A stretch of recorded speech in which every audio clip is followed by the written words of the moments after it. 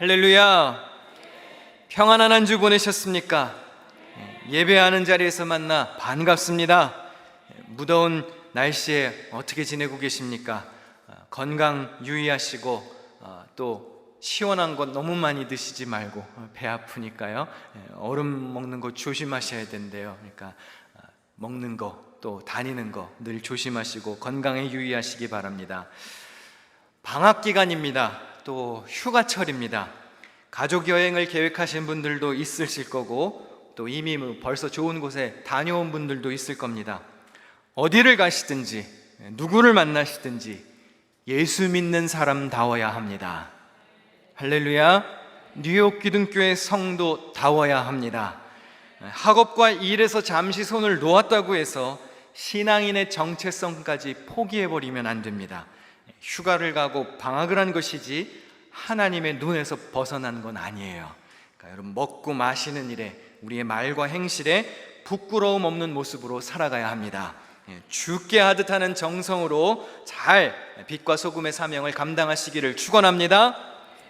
기둥성경신학원 PBA 여름학기 공부를 잘 시작했는데요, 많은 분들이 등록하여 성경을 배우고 있습니다.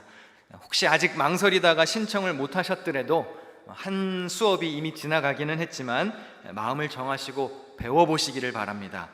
우리 교회 목사님, 전사님들 다 잘 공부하신 분들이고 바르게 공부하신 분들입니다. 믿고 안심하고 배워도 되는 분들입니다. 그러니까 여러분이 속한 여러분 교회의 목회자들에게 배우십시오. 그것이 건강한 신앙생활을 하는 길입니다. 요즘은 미디어가 너무 많이 발달을 했어요. 그래서 핸드폰만 열면 세계적으로 유명한 목사님들 설교, 강의 얼마든지 찾아서 들을 수 있습니다. 그런데 여러분, 그런 건 가끔 들어야 돼요. 가끔. 다른 교회 목사님 설교가 위주가 되면 안 돼요. 영상 속 목사님들이 여러분을 돌보는 게 아닙니다. 영의 양식을 제공하는 목자의 음성을 들어야 하고, 양은 자기 목자 음성을 들을 줄 알아야 합니다. 잘 배우시고 확신한 일에 거하시기를 축원합니다. 우리 사진을 좀 몇 장 볼까요? 혹시 여기가 어딘지 아시나요? 다음을 넘겨주시면 통곡의 벽이라 불리는 예루살렘 성전의 일부 성벽이죠. 이때는 이제 절기에 모인 모습이고요. 또 다음을 보시면 이렇게 지금 모여서 그 통곡의 벽에 앞에 서서 이제 기도하는 모습인데요. 이스라엘 예루살렘에 있던 성전이 파괴된 후에 남아있는 성벽의 일부분입니다. 터전을 잃은 유대인들이 이곳에 와 슬퍼하며 울었다고 해서 통곡의 벽이라고 부르게 되었죠. 하나님이 계신 성전이 남겨진 곳이 여기뿐이기에 유대인들은 이곳에서 기도합니다. 왜 통곡할까요? 이들이 사랑했던 예루살렘 성전, 하나님의 집, 예배와 기도 처소가 사라졌기 때문에 슬퍼하는 겁니다. 다윗이 왕으로 통치하는 시절을 살펴보는 다윗 왕 시리즈 설교를 시작했습니다. 오늘 두 번째 시간으로 다윗이 시온을 정복한 말씀을 읽었습니다. 요새라는 뜻을 가진 시온은 예루살렘 성이 세워진 해발 약 790m의 산입니다. 후에 솔로몬이 여기에 성전을 건축하지요. 거룩한 산, 여호와의 산, 거룩한 자의 시온, 왕의 성, 이런 이름으로 불렸습니다. 시온은 원래 여부스 족속의 거주지였습니다. 이들이 다윗에게 하는 말을 한번 들어보겠습니다. 사무엘하 5장 6절에 다윗 왕이 부하들을 거느리고 예루살렘으로 가서 그 땅에 사는 여부스 사람을 치려고 하니 그들이 다윗에게 말하였다. 너는 여기 들어올 수 없다. 눈먼 사람이나 다리 저는 사람도 너쯤은 물리칠 수 있다. 그들은 다윗이 그곳으로는 들어올 수 없을 것이라고 생각한 것이다. 여부스 사람들이 다윗을 조롱하며 말합니다. 장애인도 너쯤은 물리칠 수 있다. 사실 이렇게 자신만만할 수 있는 것이 이곳 지형이 매우 험하고 복잡합니다. 적은 숫자의 군사로도 많은 적을 쉽게 방어할 수 있는 천연의 요새가 바로 이곳 시온이었습니다. 먼 훗날 주전 587년에 바벨론이 예루살렘 성전을 포위하고도 1년 반이 지나서야 성을 점령한 걸 생각하면 시온이 얼마나 난공불락의 성이었는지를 알 수 있습니다.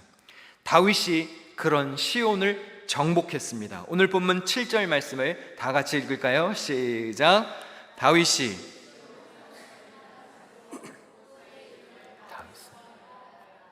과거 사무엘과 사울의 전성기에도 이 땅을 완전히 정복한 적은 없었습니다.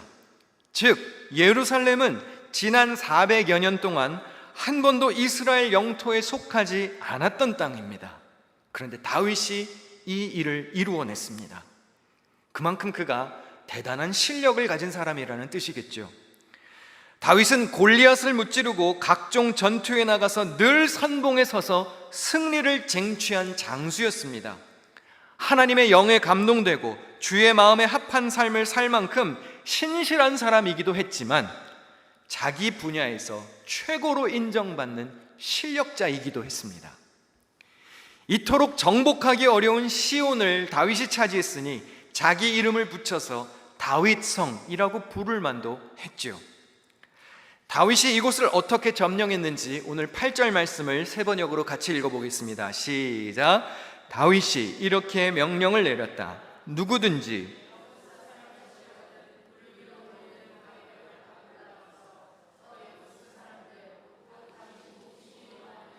다리 저는 자들과 눈먼 자들을 쳐 죽여라. 철옹성 같은 시온도 아킬레스건이 있었습니다. 바로 물 공급이었습니다. 평상시에는 문제가 없지만 전쟁 중에 물을 얻으러 성 밖으로 나갈 수는 없으니 이곳에 수로를 만들어서 물을 공급했습니다. 다윗이 이 수로를 통해서 내부로 침투하여 시온을 정복한 것으로 보입니다. 같은 사건을 다룬 역대기 기록을 보겠습니다. 누구든지 제일 먼저 여부스 사람을 치는 사람이 총사령관과 장관이 될 것이다. 수리아의 아들 요압이 제일 먼저 올라갔으므로 그가 총사령관이 되었다. 쉽지 않은 전투였습니다. 좁은 수로를 기어 올라가야 하는 힘들고 어려운 정복전쟁이었습니다.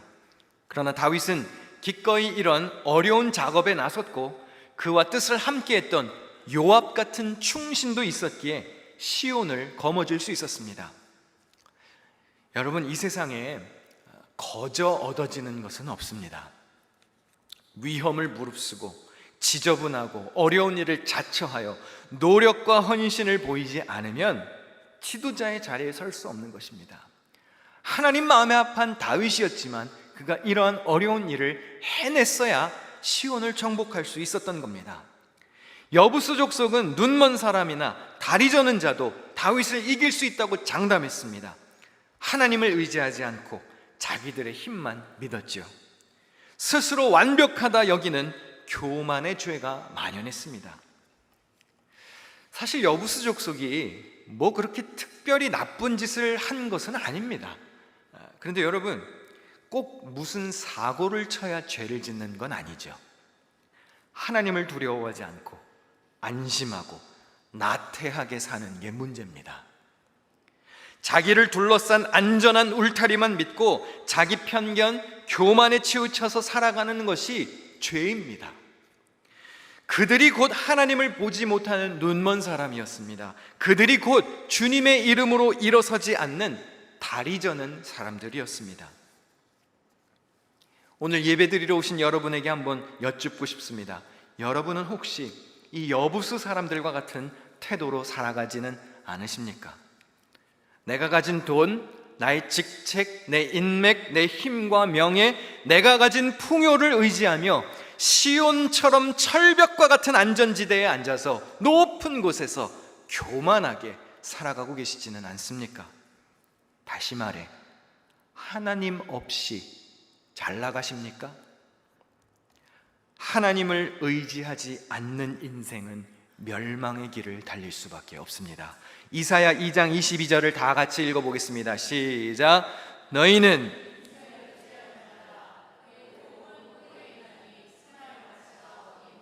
자기 힘을 의지하면 안 됩니다.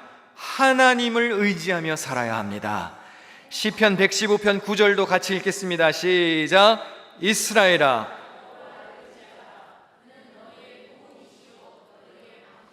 할렐루야. 여기다가 이제 여러분의 이름을 넣어야 되겠죠. 성민아 여호와를 의지하라. 좀 전에 화면 한번 다시 보여주시겠어요? 자기 이름 넣어서 한번 해보겠습니다. 시작. 성민아 여호와를. 성민아는 제 이름이고요. 자기 이름 넣어서 자기 이름. 다시 시작. 이스라엘. 다시 한번 시작. 성민아 여호와를. 할렐루야. 매사에 하나님을 의지하는 승리의 발걸음이 되시기를 축원합니다. 다윗이 정복한 시온은 온 이스라엘의 중심지로 우뚝 서게 되었습니다. 그리고 솔로몬 시대에 가서는 성전이 건축되지요. 예루살렘은 이스라엘을 전체적으로 통치할 수 있는 아주 효과적인 위치에, 적절한 위치에 있었습니다. 그들의 정치, 경제, 사회, 신앙 등 모든 삶의 중심이 되는 핵심 도시로 자리매김했습니다. 다윗이 어떻게 이렇게 매사에 승승장구하며 성공적인 삶을 살 수 있었을까요? 오늘 본문 10절에서 이렇게 말합니다. 만군의 하나님 여호와께서 함께 계시니 다윗이 점점 강성하여 가니라. 이게 핵심이에요. 하나님이 우리 인생에 함께 하시는지가 중요합니다. 하나님 없이 잘 나가는 인생은 아무 의미가 없습니다. 하나님으로 인하여 하나님의 도우심으로 잘 되어야 합니다. 시온은 역사적으로도 큰 의미가 있는 곳입니다. 구약 성경에는 두 개의 중요한 산이 있습니다. 하나는 모세가 율법을 받았던 시내산, 그리고 다른 하나는 다윗이 정복한 시온산이 있습니다. 둘 다 시자로 시작하니까 기억하기가 편하죠. 어떤 산이 있다고요? 시내산, 그리고 시온산. 시내산에서는 하나님이 백성과 언약을 맺고 율법을 주셨습니다. 이스라엘 백성이 탄생했습니다. 시온산에서는 이스라엘을 통치하는 다윗 왕조가 시작되었습니다. 통치자가 나왔습니다. 시내산에서는 백성이 출범하고 시온산에서는 통치자가 나왔습니다. 시내산에는 성막이 세워졌었고 시온산에는 성전이 세워졌습니다. 이스라엘의 역사 속에 흐르던 시내산의 그 율법의 정신은 이제 다윗을 통해 시온산으로 이어져 정착하게 되었습니다. 모세의 시내산 시대가 가고 신앙의 유산이 자연스럽게 다윗의 시온산 세대로 계승되었습니다. 이것은 오늘날 우리 교회가 이루어내야 할 과제이기도 합니다. 이민 1세대가 가졌던 믿음이, 이 믿음의 유산이 여러분의 자녀 세대에게, 우리 교회의 2세들에게 잘 이어져야 합니다. 신앙의 모양과 방식은 달라질 수 있지요. 모세 시대와 다윗 시대도 많이 달랐습니다. 그러나 중요한 것은 그들의 신앙 속에 담겨져 있던 진리만큼은 동일한 진리였다는 사실입니다. 비록 모세의 시대는 같지만, 모세는 잊혀졌을 수 있지만, 시내산이 어디인지 모를 수는 있지만, 율법을 주신 똑같은 하나님이 그 하나님의 뜻에 기초하여 다윗의 시대에 새로운 시대를 열었고, 다윗이 점점 팽창하고 부흥하고 성장해 갔습니다. 어떤 학자가 이렇게 말을 붙였더라고요. The presence is the presence of Zion, but the voice is the voice of Sinai. 임재는 시온산에서의 임재예요. 그러나 그 음성은 과거 시내산에서 주셨던 동일한 음성이라는 거예요. 하나님의 임재의 모습, 장소, 형태는 달라질 수 있습니다. 그러나 여러분에게 은혜를 주셨던 그 하나님의 동일한 음성이 여러분의 자녀 세대에도, 그 다음 세대에도 동일하게 이어지는 거예요. 사랑하는 성도 여러분, 여러분의 신앙을 교회의 다음 세대가 잘 이어받아서 시대에 맞게 업그레이드 시키고 발전시켜서 점점 더 부흥하고 성장하는 역사를 이루어가도록 힘써야 합니다. 적어도 여러분이 누린 하나님의 은혜보다 여러분의 자녀들이 누리는 하나님의 은혜가 더 커야 하지 않겠습니까? 동일한 하나님이에요. 동일한 하나님의 역사가 우리 자녀 세대에 더 강하게 임하여 주옵소서라고 기도해야 합니다. 그래야 시온이 이스라엘 삶의 중심이 된 것처럼 우리 교회가 다음 세대에게도 삶의 구심점으로서 교회가 그 역할을 감당할 수 있게 해주는 것이죠. 다윗이 시온을 정복하고 세운 업적은 결코 저절로 된 게 아닙니다. 단순히 다윗이 신세대라 그래서 새 시대를 열었던 게 아닙니다. 먼 옛날 모세 시대 때부터 이어져 내려온 그 율법의 정신이 다윗의 삶의 중심으로 자리 잡혀 있었기 때문에 실현될 수 있었던 것이죠. 다윗의 마음에 하나님의 뜻이 없었다면 시온은 정복될 수 없었을 겁니다. 시편에 여러 노래들이 있지만 시편 15편은 다윗의 삶을 잘 보여주는 시입니다. 우리 다윗의 고백을 번갈아 가면서 같이 교독해 보겠습니다. 여호와여, 주의 장막에 머무를 자 누구오며 주의 성산에 사는 자 누구오니까?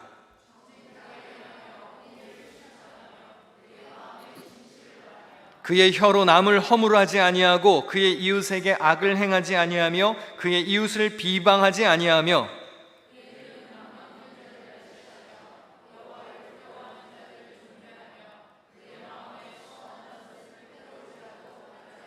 5절 같이 읽습니다.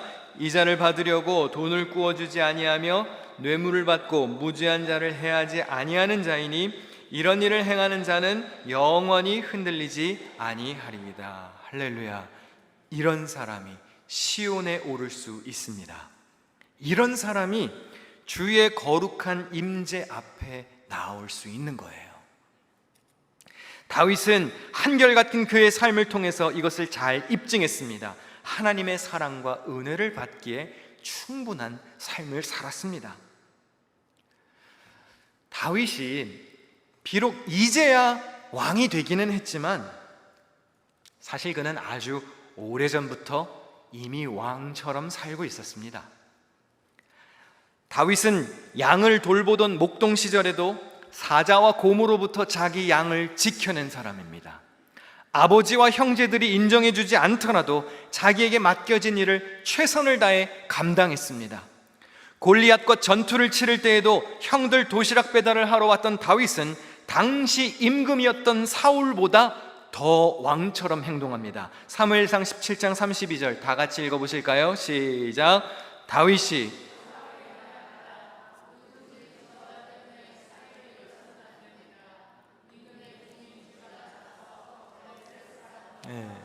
누가 누구에게 말하고 있는 것이죠? 다윗이 사울에게, 어린 아이가 임금에게 하는 말입니다. 그런데 뭐가 좀 잘못되지 않았어요? 왕이 신하에게 할 소리잖아요. 그런데 군인도 아니었던 소년이 골리앗 앞에서 겁을 먹은 왕을 격려하고 있어요. 임금님 쫄지 마요. 내가 싸워줄게요. 뭘 보여주려고 하는 것이죠?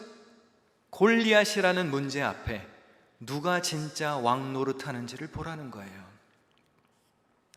그가 온 이스라엘의 왕으로 기름 부음을 받았을 때도 백성들이 다윗에게 이렇게 고백했었습니다. 전에 사울이 왕이 되어서 우리를 다스릴 때에 이스라엘 군대를 거느리고 출전하였다가 다시 데리고 돌아오신 분이 바로 임금님이십니다. 다윗입니다. 무슨 뜻이죠? 옛날에 비록 사울이 왕이기는 했지만 진짜 왕 노릇은 다윗이 하셨어요. 당신이 우리를 이끌어 주셨잖아요. 지금 고백하고 있는 것이죠. 다윗이 처한 상황과 그의 신분은 계속 조금씩 바뀌어 갔지만 사실 다윗의 중심, 그의 신실한 마음은 어렸을 때나 장성했을 때나 변함이 없었습니다. 여러분이 꿈꾸고 있는 것이 있으십니까? 여러분이 원하고 노리는 자리가 있으신가요? 승진을 원하십니까? 탐나는 자리가 있고 갖고 싶은 직책이 있고 존중받기를 원하고 어디론가 높이 올라가고 싶은 열망이 있으십니까? 나는 왜 저 좋은 자리에 앉지 못할까? 하나님은 왜, 우리 교회와 목사님은 왜, 우리 회사 간부들은 왜 나에게 저런 혜택을 누리게 해주지 않을까? 왜 도대체 나를 알아주지 않는 걸까? 불평하고 따지고 계십니까? 그러기 전에 지금 계신 그 자리에서 먼저 그렇게 존귀한 삶을 살고 있는지 돌아보아야 합니다. 사장이 되고 싶은 직원이 말단 직원일 때부터 어떻게 일해야 사장이 될까요? 사장의 마음으로 일을 해야죠. 맨날 앉아가지고 내가 사장 될 사람인데 우리 회사는 나를 알아주지도 않아. 그러고 앉아있으면 누가 사장 시켜줘요? 말단 직원일 때부터 회사 전체를 품고 회사 전체를 사랑하는 마음으로 일해야 승진하는 것이죠. 승진을 원하는 사람이 승진을 하기 전에 비록 회사가 승진시켜줄 계획이 없을지라도 승진 받을 만한 사람답게 일하면 없던 승진도 계획하지 않겠습니까? 야, 저 친구는 좀 올려줘야 될 것 같아. 그러지 않겠습니까? 여러분이 심겨진 자리에서 정말 꽃 피우며 산다면 왜 안 알아주겠습니까? 다윗이 단 한 번도 저 왕관을 쫓아다닌 적이 없습니다. 왕 되고 싶어서 혈안이 됐던 적이 없어요. 그는 그저 주어진 삶의 자리에서 최선을 다해 죽게 하듯 하나님 마음에 합한 삶을 살았을 뿐입니다. 그랬더니 하나님이 알아서 왕관을 갖다 주셨어요. 이제 그만하면 됐다. 하나님이 갖다 주셨어요. 여러분 잘 들으셔야 합니다. 다윗의 왕위는요, 왕궁에서 시작된 게 아닙니다. 다윗의 왕위는 왕좌에 앉았을 때 시작된 게 아닙니다. 양을 성실하게 잘 돌보던 목동 자리에서 시작한 겁니다. 양 한 마리를 잘 돌보았더니 사울의 수금 연주자로 불림을 받았습니다. 사울을 잘 보필하여 섬겼더니 그의 무기를 맡은 자로, 군대를 이끄는 장군으로 책임과 사명이 점점 확대되어져 갔습니다. 양을 지키기 위해서 사자와 곰을 물리쳤던 다윗은 하나님의 양인 이스라엘을 지키기 위해 골리앗을 상대했습니다. 각종 이방 나라 군인들과 싸워서 승전보를 들고 왔습니다. 도망자 인생을 살던 광야에서는 달랐을까요? 척박하고 부족해도 다윗은 식솔들을 챙기며 대장처럼 왕처럼 그들을 품고 챙기고 사랑하고 아꼈습니다. 훗날 헤브론에서 자기 지파 사람들의 왕을 거쳐 온 이스라엘의 왕이 되기까지 다윗의 자리가 조금씩 바뀌기는 했으나 여기는 달라진 적이 없어요. 이 마음은 늘 한결같았습니다. 이게 중요한 것이죠. 제가 2년 만에 교회에 복귀하고 나서 생각보다 많은 사람들이 이런 얘기를 저에게 해주셨습니다. 목사님이 많이 달라져서 돌아오셨어요. 그런 얘기를 많이 하시더라고요. 전보다 업그레이드가 돼서 왔대요. 칭찬을 하시더라고요. 동의하지 않는 표정들이신데 많은 분들이 그렇게 말씀하셨어요. 듣기 좋고 감사한 생각이 들었습니다. 퍼져서 놀다가 오지는 않았구나. 그래도 조금이나마 발전해서 왔는가 보다 스스로 위안을 삼았는데요. 충격적인 사실을 하나 알려드릴까요? 저는 달라지지 않았습니다. 저는 어제나 오늘이나 찬양 가사 같은데요. 어제나 오늘이나 동일합니다. 물론 마음이 좀 더 편안해진 것은 있죠. 그리고 아예 작정을 하고 온 것은 있어요. 내가 눈치 보지 않고 목회하리라. 그런 마음으로 온 것은 있지만 똑같은 사람이에요. 달라지지 않았어요. 그냥 여러분이 저를 오랜만에 보셔서 그래요. 청년부, 중고등부를 담당하던 전도사 시절이나 방송실에서 자막을 치던 시절이나 상급자를 섬기던 비서 시절이나 구수한 냄새나는 시골에서 할머니 몇 분 모시고 목회했을 때나 밴쿠버 기둥교에서 부목사로 일했을 때나 뉴욕 열방교회 담임으로 왔을 때나 뉴욕 기둥교회의 담임자가 되었을 때나 그리고 2년 동안 한국에 나갔다가 다시 왔을 때나 저는 늘 같은 마음으로 일했습니다. 훨씬 더 거슬러 올라가서 이름도 없이 빛도 없이 청소하고 뒤에서 가위질하고 풀칠하고 단순 노동을 할 때도 반주자로 섬겼을 때도 저는 지금과 동일한 마음으로 일하고 섬겨왔어요. 못 믿겠으면 우리 교회에 고시 아저씨가 한 명 더 있으니까 그 친구에게 한번 물어보세요. 닮지는 않았지만 저와 같은 피가 흐르고 있는 친구이니까요. 무슨 말이죠? 자리가 문제가 아닙니다. 마음에 달린 거예요. 마음에. 지금 여러분이 맡은 일을 대하는 태도, 여러분이 지금 그 자리에서 보이는 자세와 말과 행실이 그 다음 행선지를 결정짓는 겁니다. 포지션이 없더라도, 저런 왕관이 지금 내 머리에 없더라도 존귀한 자로 살아갈 수 있는가? 21세기의 시온은 우리의 교회라고 할 수도 있습니다. 신앙생활의 구심점이 되는 장소이죠. 교회는 하나님을 예배하는 곳입니다. 교회는 하나님의 말씀을 선포하는 곳이고, 기도하는 곳이고, 찬송을 부르며 주 안에서 교제하는 곳입니다.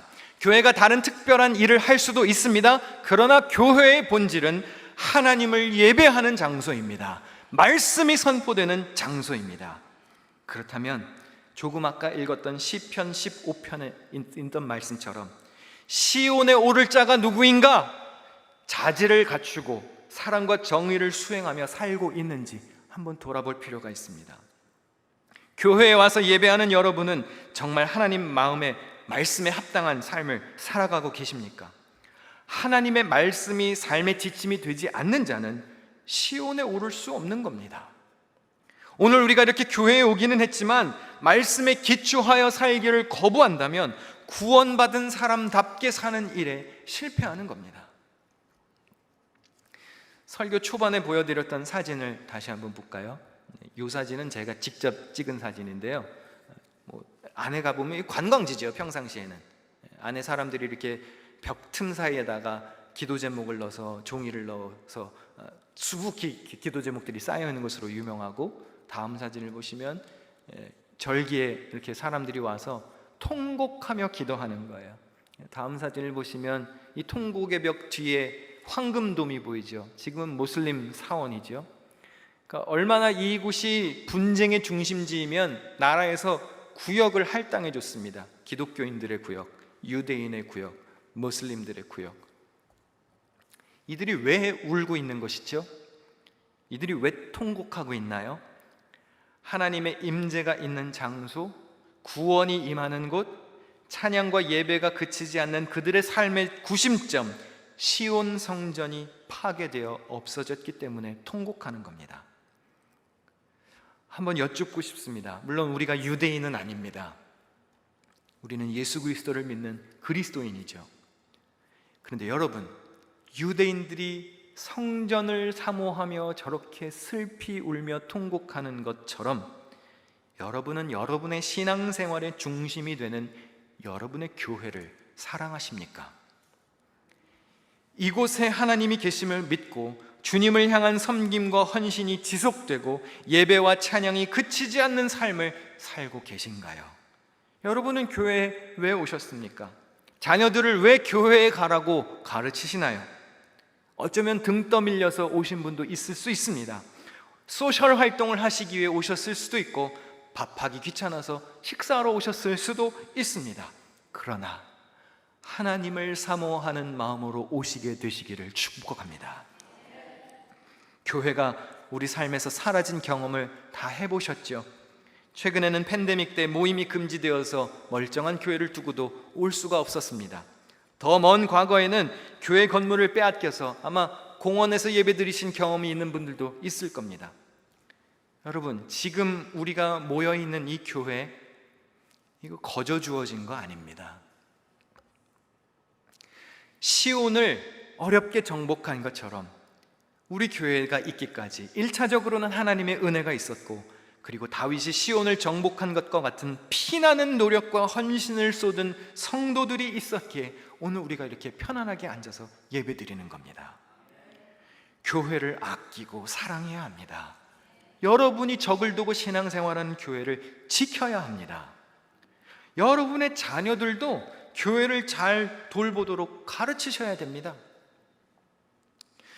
요즘에 목회자들이 주일 밤, 수요일 밤에 교회에 와서 순번을 정해서 순찰 당번을 정해서 돌고 있거든요. 냉난방 꺼진 거 잘 꺼졌나, 불 다 소등이 되었나, 쓰레기도 내다 놓고 이렇게 순찰을 한 번씩 돌고 갑니다. 근데 죄송하지만 이렇게 한 번씩 텅 빈 교회를 혼자 둘러 다녀보면 가끔은 그런 생각이 들 때도 있어요. 야, 어떻게 이렇게 해놓고 갈 수가 있을까? 자기 집이라면 이럴까? 자기 회사 사무실이면 이렇게 해놓고 갈까? 그럴 때도 있어요.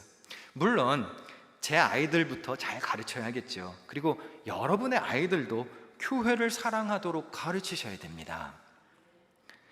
여러분, 오늘 예배드리기 위해서 아무런 노력을 하지 않으셨나요? 그럼 누군가의 헌신을 등에 업고 지금 앉아서 예배드리는 거예요. 여러분이 아무 생각 없이 그냥 펼쳐보시는 이 주보, 누군가는 접었어요. 예배실 들어오시면서 불 켜지 않으셨죠? 누군가가 아침에 와서 불을 켰습니다. 누가 켰는지 알려드릴까요? 오아윤 어린이가 켰어요. 우리 사모님 첫째 딸이 오아윤 어린이가 주보를 접었어요. 감사해야 되지 않아요? 그리고 어른들이 좀 더 나아야죠. 그렇죠? 기본적인 것부터 아이들에게 가르쳐야 돼요. 예배 잘 참석해라, 부서 활동 잘해라, 모임 시간 잘 지켜라, 서로 사랑해야 된다. 잘 들으세요. 니들이 먹은 건 니들이 치워라. 진짜요? 가르쳐야 돼요. 본인이 어질러 놓은 건 정리해야 됩니다. 저는요, 동의하지 않으실 수도 있지만 교육부 아이들도 주방 설거지 해야 한다고 생각합니다. 교육부 아이들도 교회 청소당번에 넣어야 한다고 생각합니다. 유아부가 교회 청소당번에 들어가면 누가 오실까요? 엄마 아빠가 오고 교사들이 오겠죠. 그럼 와서 아이들이 교회 청소를 하며 뭘 보겠습니까? 우리 엄마 아빠가 교회를 위해서 이렇게 헌신하는구나. 나도 그렇게 해야지. 어려서부터 자기가 할 것을 자기가 하도록 훈련해야 합니다. 자기가 출석하는 교회를 아끼고 사랑하게 되어야 해요. 적어도 자기 땀과 자기 정성을 쏟은 성도는요, 교회를 함부로 하지 않습니다. 교회에 대해서 함부로 이야기하지 않습니다. 손님이 마당 쓰는 거 본 적 있으세요?